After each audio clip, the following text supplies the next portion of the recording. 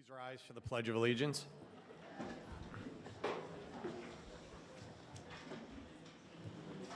Pledge allegiance to the flag of the United States of America and to the republic for which it stands, one nation, under God, indivisible, with liberty and justice for all.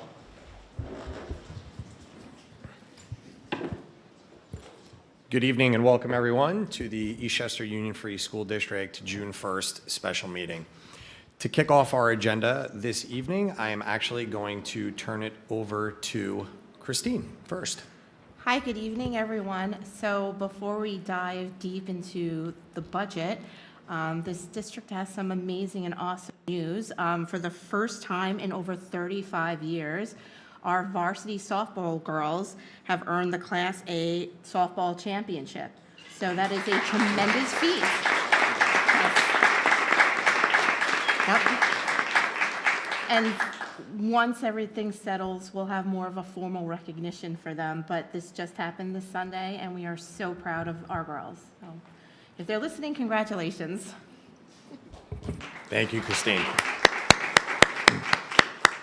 And then as everyone can anticipate, after our last school board meeting, we received a lot of questions, and I'm going to turn it over to Trustee Krakowski to talk a little bit about some of the feedback that we've received before we turn it over to Dr. B. Yes, I think I know I passionately said it. I know Matt, Dr. B has said, please reach out if you have questions. Hard to believe it was just even less than a week ago. But we had a ton of communications from the community in the last 7 days. So since our last meeting, we've received a total of 228 communications from the community. And I just want to break them down for everyone. So we received 18 emails that were in support of a teacher, 17 emails in support of the budget. We received 86 emails on questions on the revote.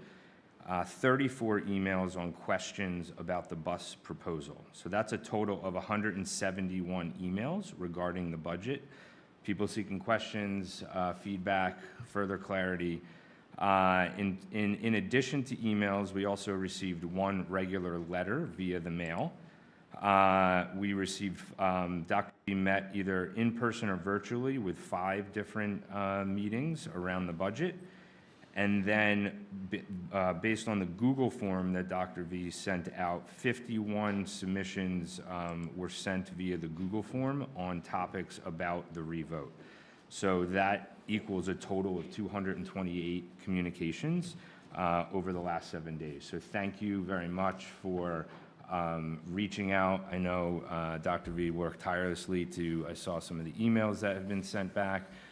So we want to make sure people's questions are answered, they have a good understanding, and we can continue to seek that feedback as we go forward. So thank you very much from the community and from Dr. V, Dr. Meyer, Mr. Jacoby, for your help in supporting those answers. Thanks, Rob. Dr. B, we'll turn it over to you. Good evening, everyone, and thank you well, first of all, congratulations to our girls softball team. That's pretty amazing. Yeah. I watched the little video clip of them going up and hugging afterwards, and it was very, very, very, very cool to see.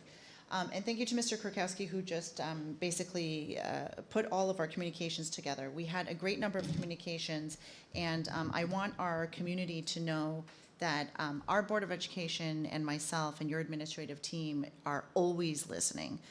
Even if you feel or think that somebody's not listening, we are. So whether it's an email that's happy or an email that's upset or an email that's looking for clarification, we are reading it. We are reading it in its entirety, and we are trying our best to be responsive to the community. We have many points of data and information that we take from many different places and spaces and people, and we use all of that to make informed decisions. The last thing I'll say just before I go into the nuts and bolts of what we're talking about tonight is the intensity of some of the discussions that are happening right now, particularly when it comes to employment. The intensity of the feelings and the emotions that come with that are very high and very strong, and that's very natural because we are human and feelings are part of what we do.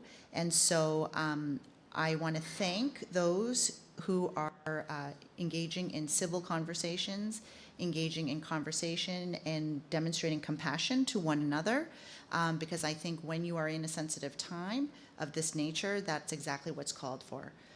We also understand that, when there are big emotions that need to be said out loud, we hope for civility and for compassion and conversation, but sometimes it doesn't always come out that way. And if that's the case, we're still listening, we're still here, and we're still going to take that feedback and see what we can do with it, because there's something there for somebody. So thank you for that, and thank you for the engagement, everyone. And thank you to our Board of Education administrators for moving through this process as we head towards June 16th. Okay, so the last time we were here together, we heard very quickly about us going back to a 2.35% tax levy proposal. That was a budget-to-budget increase of just 1.64%, which is different from the original proposal of 6.31% for a tax levy. Last day, you saw two reduction scenarios to get us to the 2.35% tax levy. The first scenario, either scenario we were in, we have to find a delta of $4,122,766. And in the first scenario, we had the three-tier transportation, which was a savings about $400,000, and then the $94,000 on top of that in terms of field trip buses. There was an immense number of personnel reductions as part of scenario one, up to 32.9 FTE. FTE stands for full-time employee. That means a human body that engages that role. If you have a point of an FTE, that means they might be part-time. They might work 4 days of the week. They might work 4.5 days of the week. They might just work mornings. Sometimes we have employees that have partial employment. And then you see that there are reductions across multiple lines. In scenario two, and this is the one that includes the transportation proposition, there are less personnel reductions, but a substantial savings found in transportation by reduction of buses. That number of 2,280,208 would be captured if we adopted the New York State recommended mileage, which is 2 miles for children in kindergarten to 8th grade. And I just want to note that I am in correction. Last day I said K to 5, but it's actually K through 8 for the 2 miles and 3 miles for the 9 through 12. However, I will show where those adjustments come in. So currently in Eastchester, our bus mileage is significantly less than the New York State mileage guidance. Right now, our early elementary school has mileage of 0.25 miles. Our intermediate schools of 2 to 5 have 0.4 miles, and our secondary schools have 0.8 miles. Because we're less than 3 miles, Eastchester in general has used secondary busing from 6 through 12, and that's where that correction comes in. And so I just want to let people know where that came from. And again, in order to change current bus mileage, it requires a vote. You've all seen this image if you've received my emails. There are 2 propositions on 1 ballot. That means there's 1 ballot on June 16 with 2 questions on it. The first question is about the school budget, about whether or not we approve a 2.35% tax levy increase. The second question is about whether or not we are looking to adopt the New York State guidelines on transportation mileage. Scenario 1, if we have votes of yes on both of those propositions, it means that our district will maintain the current reduction of 29.9 full-time employees, and we will not go after another, or we will not have to go after another 32 something employees. We can maintain it at 29.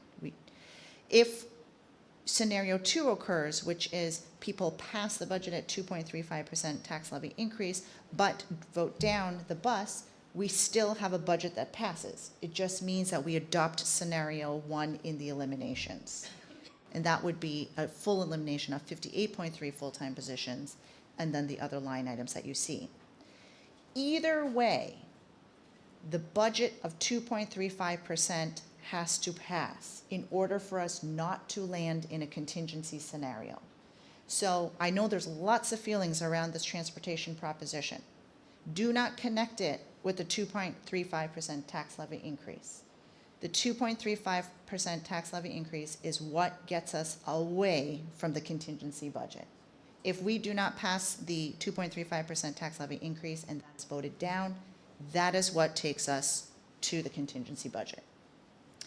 So this is the worst case scenario. This is the scenario that we're trying to avoid.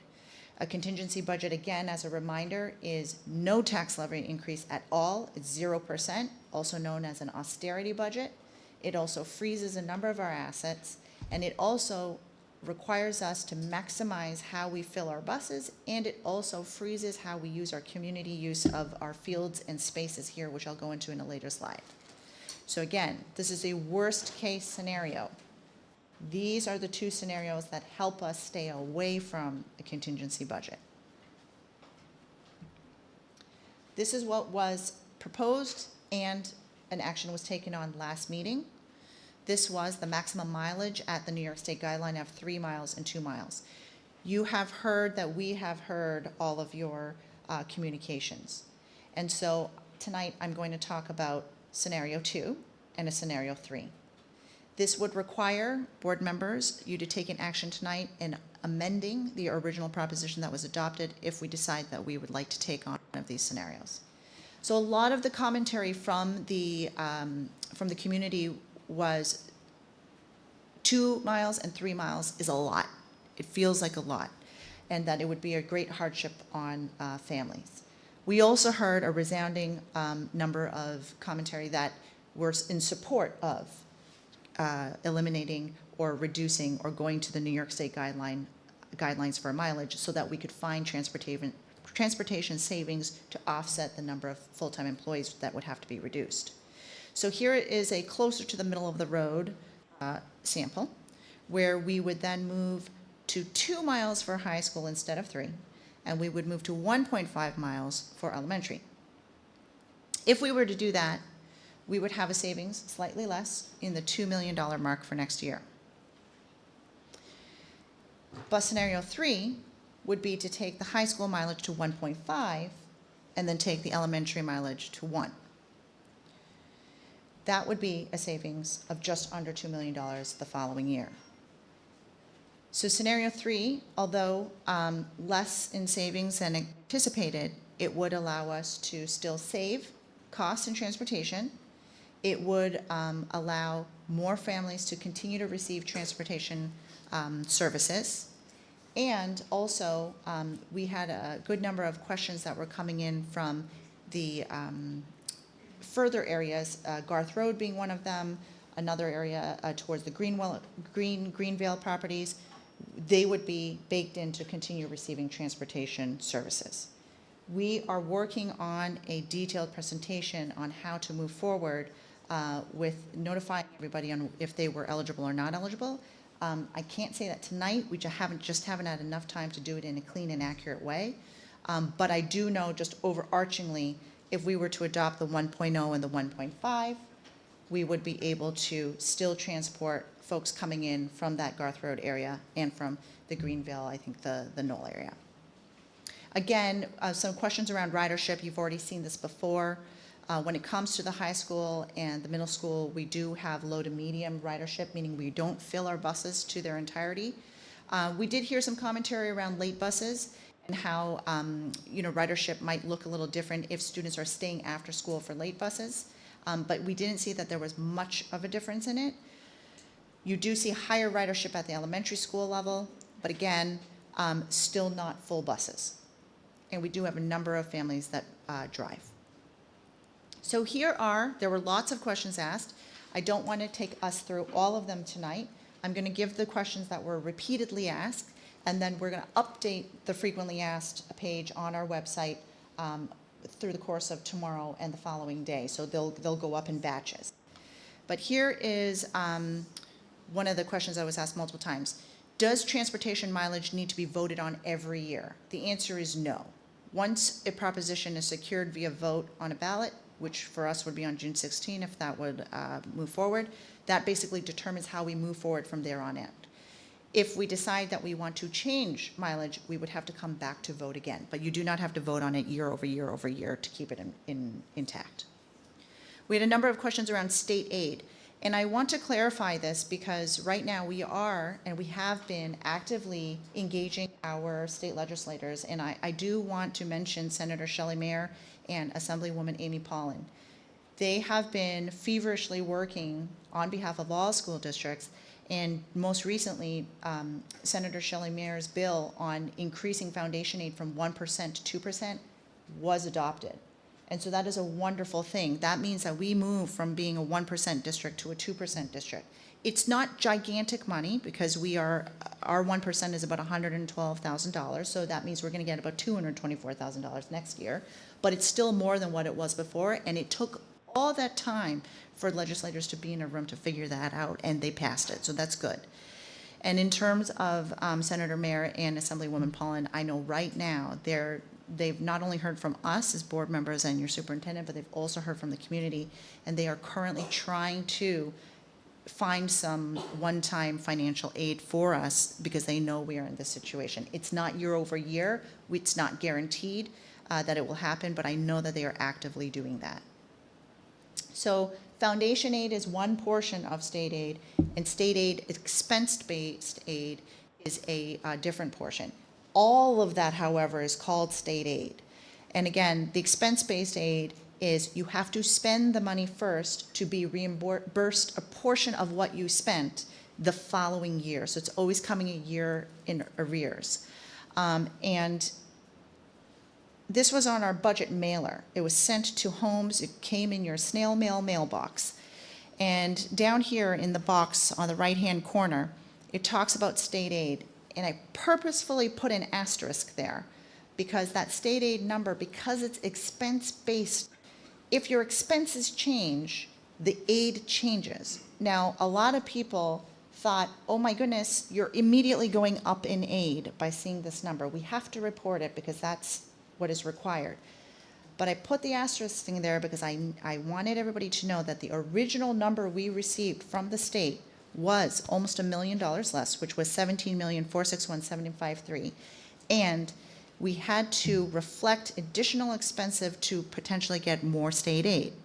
But now that we are moving from a 6.31% budget to a 2.35% budget, and you've seen the number of employees that I'm taking away from special education and those pieces, and we're also reducing transportation, we are now most likely back to where we were when we started, which is that $17 million number. I have to still clarify that, but I need people to know that that asterisk was there for a reason.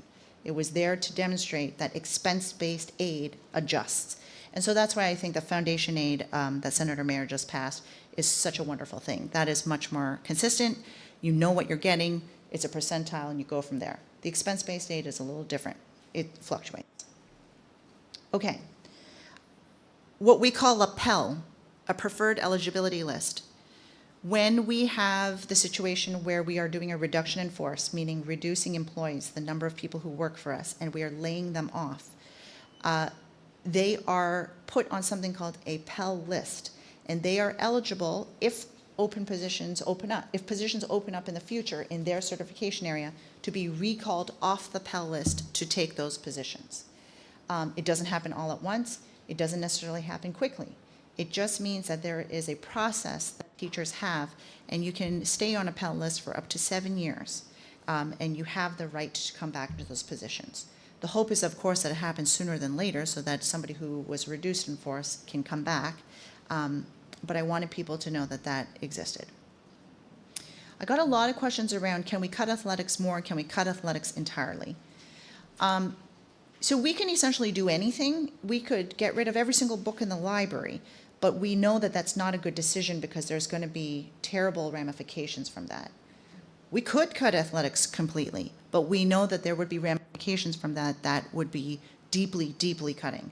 So no, we're not going to cut athletics entirely, but we have done some major reductions in it. So as you heard from the day before, all second modified teams have been eliminated. They will not come back even if we choose scenario 2. All freshman teams have also been eliminated. We've joined buses. We saved on transportation there as well. And again, we're also delaying the purchasing of supplies, so on and so forth. However, as we heard today, as we kicked off the girls' team winning softball, these are some of the things that our children come to school for. Yes, you come to school to read, write, and learn math and do all those academic things, but you also come to meet friends. You also come to be part of theater plays. You also come to be an athlete. You come to do summer school. You come to do all those things so that when you are getting ready to go off to college or to work or wherever it is after you graduate, you have that CV to be able to say, look at all the things I did when I was in school. So it's important to know that, sure, we could cut anything entirely, but there's deep ramifications of that. Do we have to pierce again next year? So I think you can tell from the number that was original, which was the 6.31, the goal was not to have to pierce again. Now, I can never guarantee that it will never happen again if something unanticipated happens drastically. However, the goal was not to do this again next year. We are now in a position where we're at the 2.35, and those reductions need to be made. But the goal is to essentially be on the track now for sustainability into the future. Lots of questions around just the administrators and why do we have so many administrators? So we have, without including me because I am considered an employee of the Board of Education for the district here, we have 19 administrators in our school district and over 400 employees. An administrator's certification is different from a teacher's certification. Administrators have specific tasks that they can do because they hold a certain administrative certification. There's also things that teachers cannot do that an administrator does because, one, it's not part of their contract, and also because they may not be certified to do those things. It may also not be something that a teacher is really the right person to be doing it in this school building. Also, in the last 5 to 10 years, and you've heard me say this before, the amount of state-required mandates and legal procedures that we have to move through as an administrative team have vastly grown and have become much, much more detailed and arduous. And so when you think about legal liability for a school district, if you don't have enough administrators to do those processes with detail, precision, and accuracy, in collaboration with other administrators and typically my office, then you open yourself up to lots of negative things that could potentially happen. Again, bullying laws, they have changed. They are much more intense now, and rightfully so, because we don't tolerate those things. But back 10, 15 years ago, bullying laws did not look the way they did today. Same thing with sexual harassment policies, non-discrimination policies, evaluation. We have to evaluate every single employee in our district. Teachers cannot evaluate each other. An administrator has to evaluate a teacher. Professional learning requirements, those have also increased. You can see the list. Due process, translation services, all of those things. Those are part of an administrator's role. And when you have enrollment in a school that is greater than, typically 300 is the tipping point, you typically have another assistant principal. At the cabinet level, you have a number of leadership roles. As you've heard me say also, we've had 3 people reduced up at the cabinet level to have dual or triple role people to hold those spots. What is the plan for more walkers and parent drop-offs if this bus proposition moves forward? Well, the first immediate collaboration is with our Eastchester Police Department, which has occurred today, and we've already got the ball rolling here with our town supervisor and our highway department to determine official next steps. So we are in information gathering right now, but we already know that we would need safe routines, safe pathways, and safe suggested routes, which are products that we would create. We are looking into what is required for school zones and road marking, signage, crossing guards, increased traffic duty, all of those things. And then to create a plan so that we can get into the routine of what a new experience would be. And again, I spoke a little bit about working with legislators as much as, and it's usual, I mean, towns like Eastchester are not always the focal point of getting additional monies, and I've said that before. However, we keep a positive relationship with our legislators, and when we're in a situation, we put pressure on them as well, and I do think they want to work in partnership with us. So when we had all that swell in data for that free lunch program, Senator Mayer helped us get that through. When you heard about the foundation aid today, that was something that we were really advocating for as a governance team. We are currently waiting to see if maybe we can have additional one-time state funds and maybe one-time component aid funds. Again, those are to be determined and not secure. However, we are in active conversations with them. Just as a reminder, contingency budget information. The votes on June 16th, we're at a 2.35% tax levy. That's what the green check mark is for. The bus proposition is separate from that, although it's on the same ballot. If it's approved, we adopt a budget. If it fails, then we are forced by the state will come in and basically give us a contingency budget, and we will have to go beyond the $4 million reduction, and we have to then reach $5,273,000, which you can imagine is even more detrimental than the situation now. So there were some questions around the community use of contingency, and I may have said it a little backwards the other day. So usually what ends up happening is when you are in contingency, a lot of your community groups stop using your facilities. And the reason that happens is because every school district has a rental facilities usage grid of how much we charge for people who use our fields or our gyms or our spaces. And there's a charge. And every time you bring a custodian in on overtime on the weekend or on a Sunday, or every time you have to have extra because you have a huge event and you need more people, every space has a different fee. Now, we know that when we work with our community providers, like our Parks and Rec, our Little Leagues out there in the world, and, you know, that are our community groups, we know that we are able to provide some of the support by having reduced fees because they also give us donations in return, and it's a little bit of a give and a take. When you're in a contingency situation, the state requires you to charge everything full to the T and to the minute. So we went through the exercise. We took an average team. I think we used, you know, I won't say who we used, but it's somebody that you would know very much. And we, based on their usage of our gymnasiums and our fields per month for the season, it would come out to something like $65,000. And we know that that organization does not have $65,000 to give us. And this is why when districts are in contingency, people stop using their facilities because they literally cannot afford the state mandated fee that would then be put on their head. And so even things like sports boosters and clubs like that, we would have to charge them to use the digital lab. And we know that they're already doing much in donations to us. So it becomes a very bittersweet experience when you're in the situation. So we don't want to be in contingency. Be a bad situation. Upcoming meetings, thank you, board members. We have meetings every week at this point. Thank you to all of our PTAs once again for carving out a little bit of time for me to join you at your upcoming PTA meetings to talk a little bit more about this. We do have a community Q&A that will be a moderated webinar on Thursday, June 4th. That will be a virtual Google Meet, and that link will be sent out. And then, of course, the budget hearing is next Tuesday, June 9th, and then we will have the revote on the 16th. So those are our upcoming meetings. And again, if you continue to have questions, feedback, please continue to email, give us a call. And I'll leave you with this because I think this is going to be the image of the year for us. This is what we are in service to. This is what our children and our students achieved this year over the last years of all the programming that you've put in, of all the hard work, of our, you know, just keeping our academic rigor up, expanding those advanced placement classes, doing what we do here as Eastchester. So if we're losing sight of what it is that we're supposed to be doing, this is what we're supposed to be doing. And so I'd like to bring us back to that. And that's the end.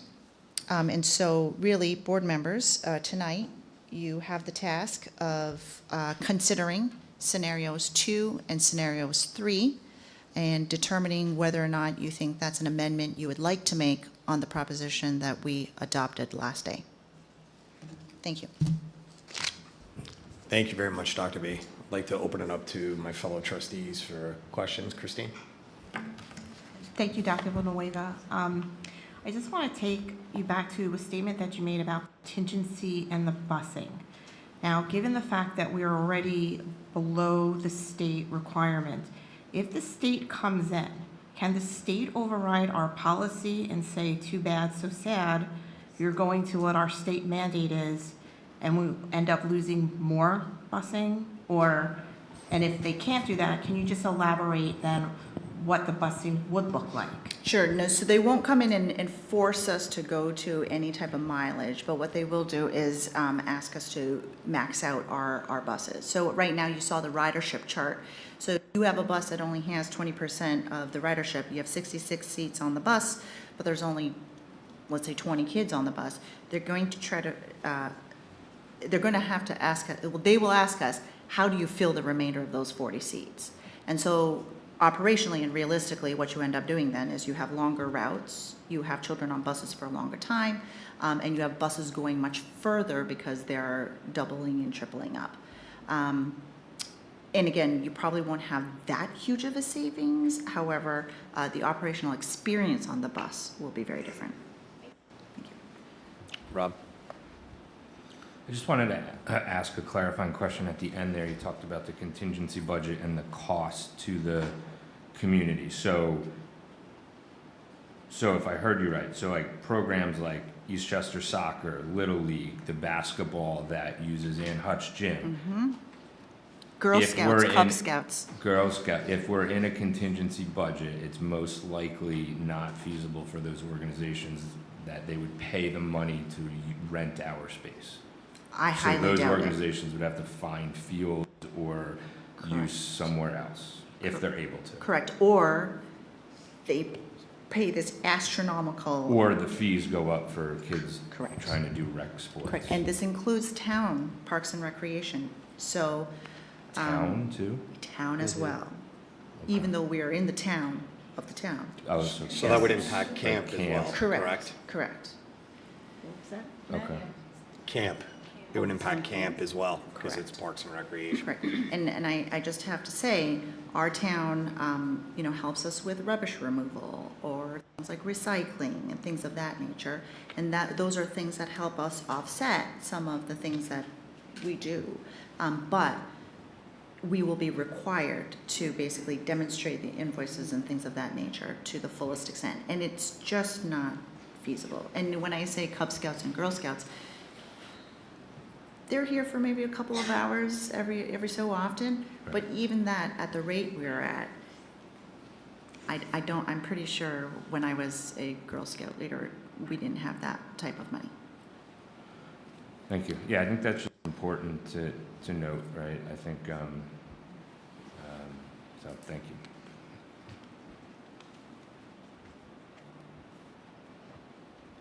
Any other questions, comments, Oh, just one more. please? Actually, why don't you go ahead first, Christy, Mine was since I already just asked a Mine question. was just a question of clarity, just around the state aid increase, 1% to 2%. So that's a given? Just for clarity. It is, it just, Okay. so actually, the next part, I was just going to give an update on where we are with the governor's budget, and it has finally been adopted. And as you had heard, I said, well, we're on the 6th extender, we're on the 8th extender, we were on the 13th extender, and finally, they closed it up last Thursday, but I'll read that statement momentarily. So that's good. And then the expense aid virtually was reduced that we get from the state because Our expenses go down, expenses reduced. correct. So even, okay, thank you. And just my question, in terms of if the busing proposition passes, and there's that delta, that can be reinvested back into some programs, and obviously, where would that money go? Like, does it go back into the budget? Can it go allocated for certain programs? Oh, I see what you mean. Yeah. So if scenario 2 occurs and we're able to capture the transportation proposition, then ultimately, rather than having to go to 32.9 additional full-time employee reductions, we would only have to go to 4.5 reductions. At this point, I want to thank our faculty and staff one more time. Anybody who's been impacted by this potential 32.9 reduction in force has already been notified. And so you can imagine this is a very sensitive time for our faculty. And so if the proposition passes for scenario 2, those folks who were notified of those 32.9 positions, only 4.5 of them would actually have to be reduced. Now, if we make a reduction, obviously, relatively, we would then adjust for that, going back to the 32.9 number. However, again, everybody has already been notified. It's a matter of the order in which we can bring them back, so on and so forth. We did take faculty from a series of programs that are now just collapsed. So FLUS Elementary School, that has been collapsed. We're losing a very important course at the high school, which I won't put anybody on the spot, that I know many people feel very strongly about. We heard those emails, we read those emails. In addition, we have some of our arts programs that are being reduced. And we know that school is not just, again, about reading, writing, and math. It's about athletics, it's about arts, about all those things. So if the proposition does move forward, then it allows us to reduce the number of employees we have to lay off, which then in turn would essentially bring back some of the programs that they're tied with. So a couple of questions that I've heard from people in the community have to do with the RFP process for the buses, which is obviously relevant to this discussion, and also the health insurance. Is there any way you could kind of go into that broadly without too much, I guess, granular detail? Sure, absolutely. So busing contracts or transportation contracts usually run between 4 and 5 years in length. That's very typical. You have your usual suspects out there in terms of bus companies when you don't have your own fleet of buses. So we are a district that does not own our own fleet of buses, so we contract out. Your usuals are First Student, who we have. You have your All-Stars, your DACOs. There's lots of other bus companies out there. And we send out a request for proposals, and those companies bid on our district, and then we follow the state guidelines on which one we choose. Typically, it's the lowest offer. Make sure that it follows all of our specs, so on and so forth. We make sure that we do all the reference checks and all that kind of stuff. So we are currently in the very start of our new contract with them. So we still have several more years to go. But we have in our contract the ability to make some adjustments to the number in our fleet. So that's where we're able to make some adjustments. I hope I answered that.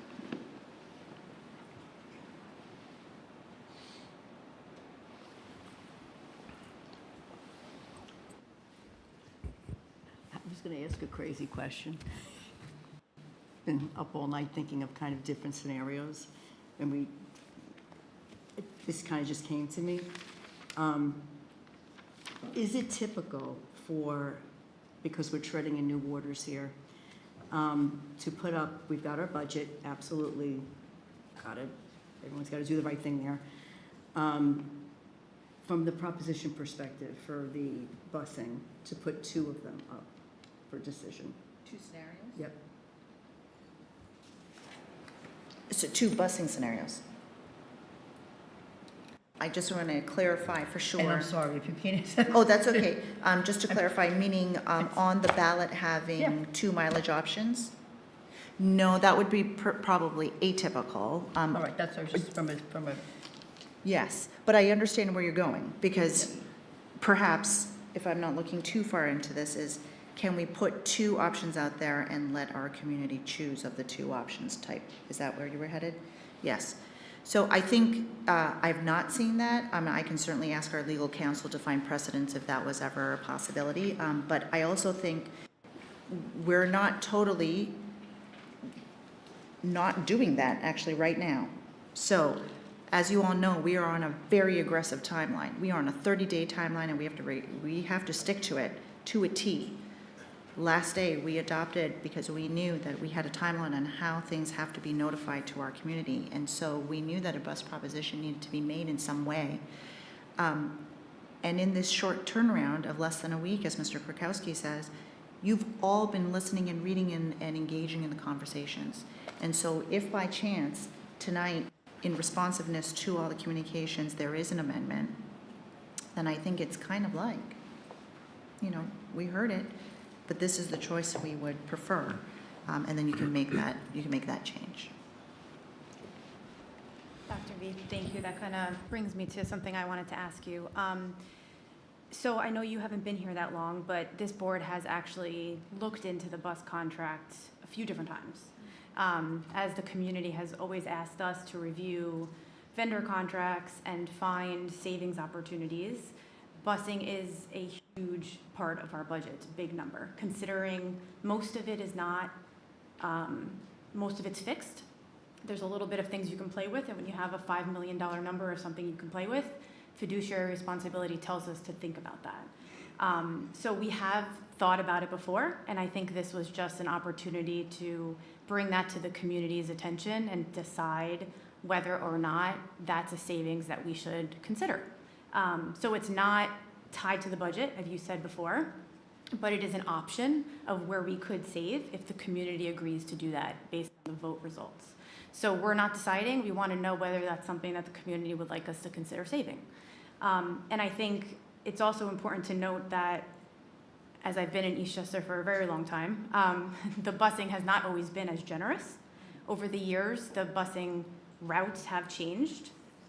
I myself was actually on a bus at 7 o'clock in the morning going from my house to Greenville, which was the first of the route that then went to Ann Hutch, one route for both schools. So I was on the bus for a long time. So at some point that had been changed, but I don't think it's the norm. Maybe you can comment on that, as far as I know community members have asked, with the footprint of Eastchester, what is somewhat a good comparable district to determine whether or not we are within the, mileage limits of what others are doing. That might be helpful. So I will get more detail on that and actually maybe show the comparison. I think that would be helpful, and that's a task that I'd be interested to do. When you talk about it's a little unusual or atypical, Eastchester, and the generosity of our mileage, I would agree. There are many communities that don't offer busing, period. So communities like our surrounding Tuckahoe, our Bronxville, our Pelham, and I think Pleasantville and so on and so forth don't offer transportation at all, just because the geographical footprint of the community is within those 2 and 3 miles. And for us,